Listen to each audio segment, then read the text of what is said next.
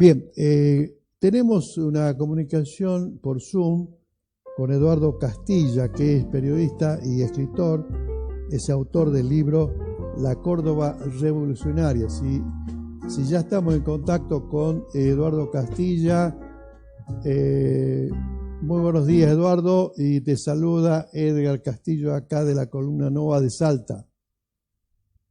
Hola Edgar, buenos días, ¿cómo estás? Buenos Bueno, días para tu audiencia también. bueno, muchas gracias por este tiempo y bueno, queremos presentarle a Eduardo Castilla, que es el autor de La Córdoba Revolucionaria, un libro que se ha presentado en la Feria del Libro en Buenos Aires y también se va a presentar acá en Salta.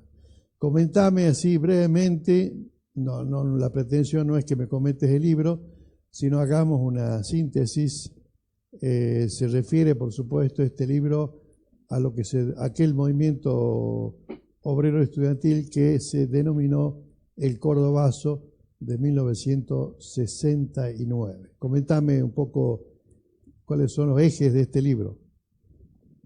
Sí, un poco como decías vos recién, el libro investiga el periodo que se abre a partir del Cordobazo de mayo de 1969 y hace una trayectoria que va desde ese momento hasta el momento en el cual se da el golpe militar en marzo de 1976, tratando de analizar ese conjunto del periodo, pero haciendo una investigación específica sobre los acontecimientos y las trayectorias de tres corrientes políticos sindicales que, si bien nacieron y se desarrollaron en Córdoba, tuvieron fuerte influencia nacional, como son el sindicalismo Liberación, que encabeza Agustín Tosco, el clasismo, que surgió en las plantas de Fiat, que se llamó el clasismo de Citrax-Citran, y lo que se ha llamado el neoclasismo, que es la corriente que encabezó René Salamanca en el ESMATA de Córdoba. Entonces fueron corrientes que tuvieron mucho alcance nacional, entonces el libro lo que intenta es, al mismo tiempo que analiza la dinámica política nacional, analiza la trayectoria de estas tres corrientes.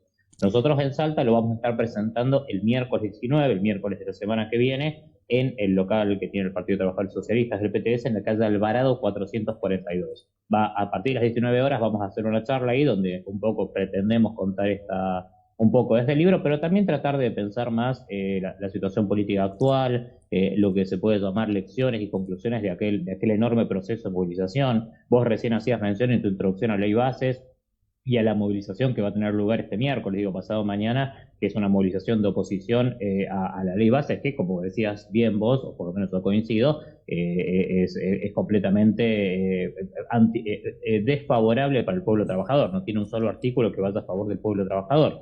Entonces, lo que hay en la actualidad es un debate sobre cómo enfrentar esta derecha, cómo enfrentar este gobierno del ajuste de Milei y los grandes empresarios que quiere saquear el país todavía más. Entonces, un poco vamos a charlar alrededor de las conclusiones del Cordobazo y de ese periodo en la charla, pero también queremos pensar esto, qué estrategias hay hoy en debate, en desarrollo para enfrentar a la derecha y sobre todo para derrotarla. Porque el plan económico y el plan social es, como decías vos, un plan muy, muy salvaje, digamos, que atenta contra el nivel de vida del pueblo trabajador. Así es, Eduardo. Eduardo, si hacemos un parangón, una comparación entre aquella situación de 1969, con una Córdoba revolucionaria, con una Córdoba prácticamente que estaba ubicado, yo diría, dentro de la centro-izquierda, a hoy que Milei, el actual presidente, obtuvo un porcentaje importante en la provincia de Córdoba. ¿Cómo haces? ¿Qué análisis puedes hacer de esto, de esta comparación?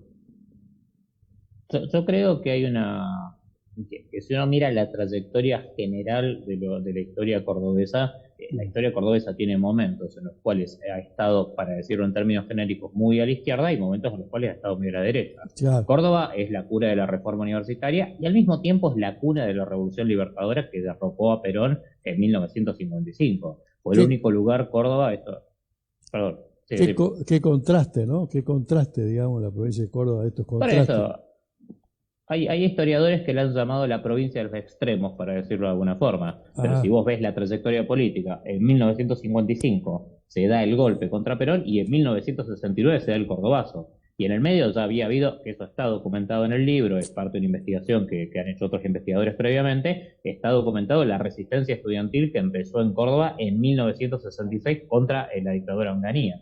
Entonces, yo creo que los procesos políticos son muy complejos. Si vos ves Córdoba hace 15, 20 años, era una provincia muchísimo más combativa de lo que es actualmente. En el medio hay procesos nacionales, fenómenos políticos, es decir, son muchas las causas que explican, digamos, la actual situación política de Córdoba, lo cual no quiere decir que, producto del desengaño político, no pueda haber cambios bruscos que lleven la provincia nuevamente a esas situaciones similares a las que se vieron en otros periodos históricos. No podemos decir, por ejemplo, una comparación directa con los 60, pero Córdoba en los 90, yo empecé mi militancia a finales de los 90, en 1996. Durante los últimos 7, 8 años, durante los últimos 5 o 6 años de los 2000 y los primeros años de este siglo, Córdoba fue muy combativa en muchos aspectos. Entonces puede ser que se vuelva una trayectoria de ese tipo, con grandes movilizaciones de movimiento estudiantil, rebeliones provinciales, luchas de los trabajadores. Es decir, la dinámica política puede alterarse en función también de cómo se procesa una experiencia política con el gobierno de Milei. ¿A qué atribuyes vos, digamos, esta tendencia pendular que vive, digamos, Córdoba, la provincia de Córdoba? Yo creo que no hay un factor único que lo explique. Claro.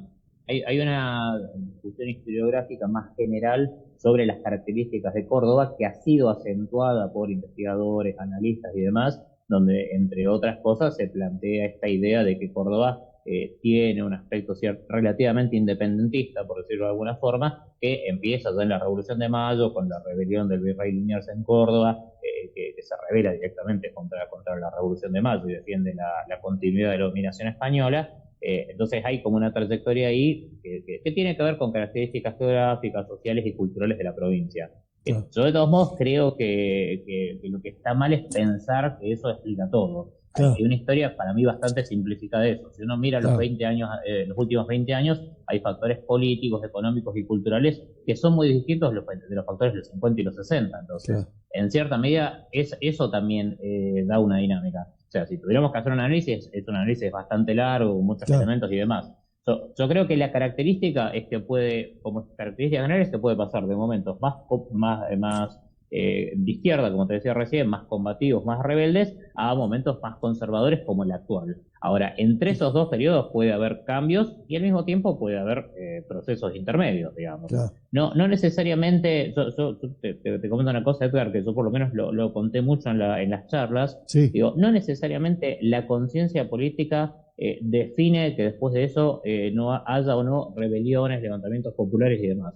La conciencia política del cordobazo no es una conciencia socialista o revolucionaria, que son trabajadores que salen a manifestarse en defensa de sus derechos laborales, son estudiantes que salen a pelear contra el recorte y el ataque a la educación pública. Claro. Entonces, los motores no son motores desde el punto de vista de la conciencia. Ahora, en el momento que se produce el levantamiento popular, esa conciencia cambia y se abre una dinámica política distinta tanto en Córdoba como en el país. Eduardo, bueno, con respecto a la realidad y al momento actual, ¿cuál es tu pronóstico con respecto al miércoles 12, que va a ser un día clave, porque ese día se va a tratar en el Senado la ley de base? ¿Vos sabés, digamos, cuál es la actitud que han adoptado los senadores de Córdoba para este miércoles?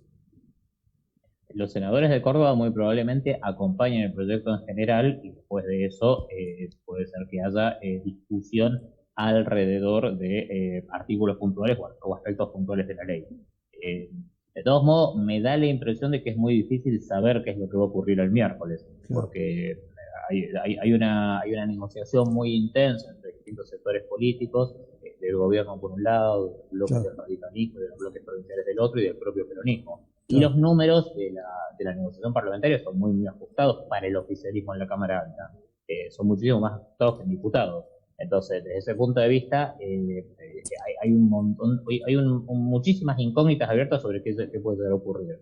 Yo lo que creo es que sí me parece muy importante lo que te referías vos, que hay un punto esencial de quienes estamos en contra de esta ley, del proyecto económico político de mi ley, que tiene que haber una movilización muy importante ese día. Nosotros, por lo menos desde el PTS, y yo desde Izquierda Diario, digamos, el medio en el cual yo trabajo, estamos impulsando, invitando, convocando a la movilización para que sea lo más masiva que se pueda, porque es la única forma de efectivamente ejercer una presión callejera fuerte que pueda obligar a tirar abajo esta ley, porque hay una trampa en la discusión de que hay hay sectores que dicen que la ley puede ser mejorada o arreglada, y la realidad es que son todos artículos abiertamente antipopulares. A lo sumo lo que se puede reducir es el umbral de daño, pero eso no es una mejoría por el pueblo trabajador, sino que es un ajuste de otro tipo. Muy bien, Eduardo Castilla, periodista y autor del libro La Córdoba Revolucionaria, que se presentará, te reiteramos, el próximo Miércoles 19. Miércoles 19 acá en la ciudad de Salta, en la sede del Partido de los Trabajadores Socialistas en calle Alvarado, ¿no? Bueno, muchas gracias, Alvarado, Eduardo. 442. 442, así es. Muchas gracias por esta comunicación y seguramente nos vamos a estar viendo ese día acá en Salta. Bien, perfecto. Muchísimas gracias a ustedes. Gracias a vos.